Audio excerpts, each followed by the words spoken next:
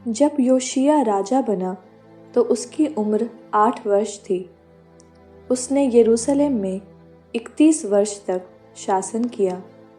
उसकी माता का नाम यदीदा था। वो बोस कतवासी अदाया की पुत्री थी।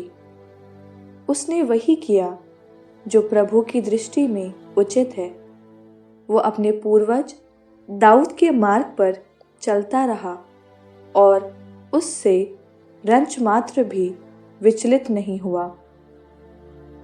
राजा योशिय्याह के शासन के 18वें वर्ष राजा ने असल्याह के पुत्र और मशुल्लाम के पौत्र सचिव शाफान को ये आज्ञा देकर प्रभु के मंदिर में भेजा, प्रधान याजक हिल्किय्याह के पास जाओ और कहो कि वो प्रभु के मंदिर में लाए हुए और द्वारपालों द्वारा एकत्रित किए हुए द्रव्य का हिसाब कर ले। वो प्रभु के मंदिर में हो रहे काम का निरीक्षण करने वाले कर्मचारियों को दिया जाए, जिससे वे उससे प्रभु के मंदिर की मरम्मत करने वाले मजदूरों, बढ़इयों, कारीगरों, मिस्त्रियों को वेतन चुकाएं।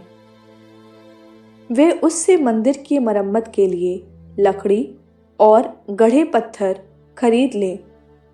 वो द्रव्य जिनके सुपुर्द किया गया है, उन लोगों से कोई हिसाब न लिया जाए, क्योंकि वे लोग अपना काम ईमानदारी से कर रहे हैं।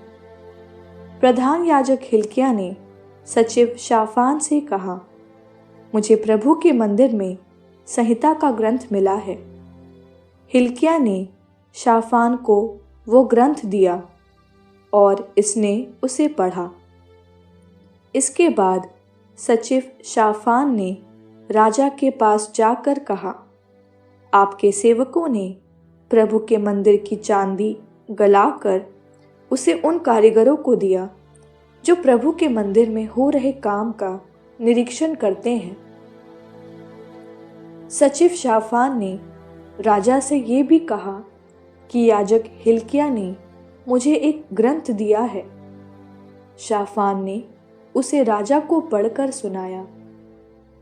जब राजा ने सुना कि संहिता के ग्रंथ में क्या लिखा है, तो उसने अपने वस्त्र फाड़कर याजक हिल्किय्याह, शाफान के पुत्र कहीकाम, मीकायाह के पुत्र अकबोर, सचिव शाफान और अपने दरबारी असाया को ये आदेश दिया, तुम लोग जाओ, जो ग्रंथ हमें मिल गया है उसके विषय में मेरी, जनता और समस्त यूदा की ओर से प्रभु से परामर्श करो।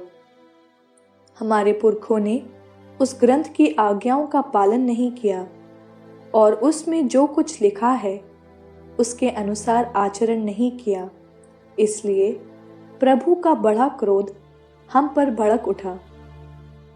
इसके बाद याजक हिल्किय्याह अहीकाम, अकबोर, शाफान और असाया को साथ लेकर नबिया हुल्दा के पास गया। वो वस्त्रागार के प्रबंधक शल्लू की पत्नी थी, जो तिकवा का पुत्र और हरहस का पौत्र था। उस समय वो यरूशलेम के नए मोहल्ले में रहती थी। उसने उनके पूछने पर उन्हें ये उत्तर दिया, प्रभु इज़राइल के ईश्वर का कहना है, तुम उस मनुष्य से जिसने तुम्हें मेरे यहाँ भेजा है कहो कि प्रभु का यह कहना है, देखो मैं इस स्थान पर और इसके निवासियों पर उस ग्रंथ के उन सब वचनों के अनुसार जिन्हें यूदा के राजा ने पढ़ा है विपत्तियां ढाऊंगा, क्योंकि उन लोगों ने मेरा परित्याग किया, अन्य देवताओं को धूप चढ़ाई और अपने हाथ की बनाई हुई देव मूर्तियों द्वारा मेरा क्रोध प्रज्वलित किया।